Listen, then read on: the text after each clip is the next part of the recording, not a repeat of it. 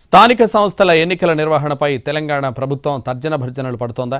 పంచాయతీ ఎన్నికలు ముందు పెట్టాలా, పరిషత్ ఎన్నికలు ముందు పెట్టాలా, మున్సిపల్ ఎలక్షన్స్ ఎప్పుడు నిర్వహించాలి, సానుకూల వాతావరణం కోసం కాంగ్రెస్ సర్కార్ ఎదురు చూస్తోందా? తెలంగాణలో పంచాయతీ ఎన్నికలు సెప్టెంబర్ 30 లోపు పూర్తి చేయాలని హైకోర్టు ఆదేశించింది. దీంతో ఎన్నికలపై ప్రభుత్వం కసరత్తు ప్రారంభించింది. అయితే ఏ ఎన్నికలు ముందు నిర్వహించాలనే అంశంపై ప్రభుత్వానికి ఇంకా స్పష్టత లేదు. కోర్టు తీర్పు సర్పంచ్ ఎన్నికలకే వర్తిస్తుందని, మిగతా ఎన్నికలకు వర్తించదని ప్రభుత్వ వర్గాలంటున్నాయి.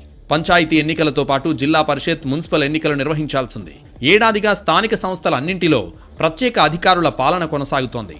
ప్రస్తుతం రాష్ట్రంలో నెలకొన్న పరిస్థితుల దృష్ట్యా ఏ ఎన్నికలు తమకు అనుకూలంగా ఉంటాయో లెక్కలు వేసుకునే పనిలో ప్రభుత్వ పెద్దలు నిమగ్నమైనట్లు తెలుస్తోంది. మెజారిటీ పంచాయతీల్లో పాగా వేయాలన్న లక్ష్యంతో ఉన్నారు సీఎం రేవంత్ రెడ్డి. మొదట జెడ్పీ ఎన్నికలు పూర్తి చేసి ఆ తర్వాతే గ్రామ పంచాయతీలకు వెళ్లాలని ప్రభుత్వం భావించింది. తాజా పరిణామాలతో వ్యూహం మార్చుకున్నట్టు తెలుస్తోంది. గ్రామాలకు ప్రథమ పౌరులను ముందుగా ఎన్నుకుని ఆ తర్వాతే పరిషత్ ఎన్నికలు నిర్వహించాలని నిర్ణయం తీసుకున్నట్టు ప్రచారం జరుగుతోంది. రాష్ట్రంలో కాంగ్రెస్ ప్రభుత్వం ఏర్పడి 18 నెలలవుతోంది.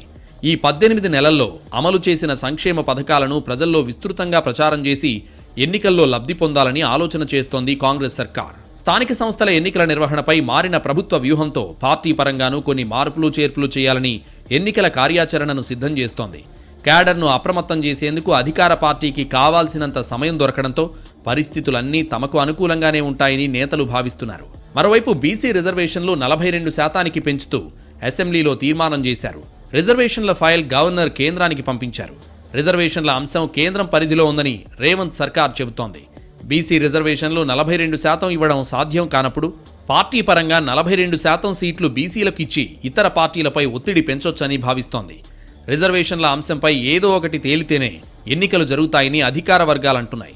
12,769 పంచాయతీల్లో ఒకేసారి ఎన్నికలు నిర్వహించేలా కసరత్తు జరుగుతోంది. ఆ తర్వాత వారం రోజుల్లోగా మండల పరిషత్, జిల్లా పరిషత్లకు ఎన్నికలు జరగనున్నాయి. ఆ ప్రక్రియ ముగిసిన వెంటనే పురపాలక, నగరపాలక ఎన్నికలకు జిల్లా కలెక్టర్లు ఇప్పట్నుంచే సన్నాహాలు చేస్తున్నారు. మొత్తం 3 విడతలుగా స్థానిక సంస్థల ఎన్నికలు పూర్తి చేయాలన్న యోచనలో ప్రభుత్వం ఉన్నట్టు తెలుస్తోంది.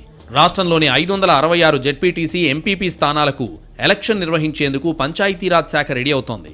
తుది జాబితా ఖరారు చేసింది. ప్రస్తుతం ఎన్నికల నిర్వహణ, రిజర్వేషన్ల అమలు వంటి అంశాలను ఓ కొలిక్కి తెచ్చే పనిలో బిజీగా ఉంది. ఇప్పటివరకు తెలంగాణలో 5,817 ఎంపీటీసీ స్థానాలుండగా ఇప్పుడు ఆ సంఖ్య తగ్గనుందని అధికారులు స్పష్టం చేస్తున్నారు. ఇటీవల రాష్ట్రంలో కొత్త మున్సిపాలిటీలను ఏర్పాటు చేయడమే ఇందుకు కారణమంటున్నారు.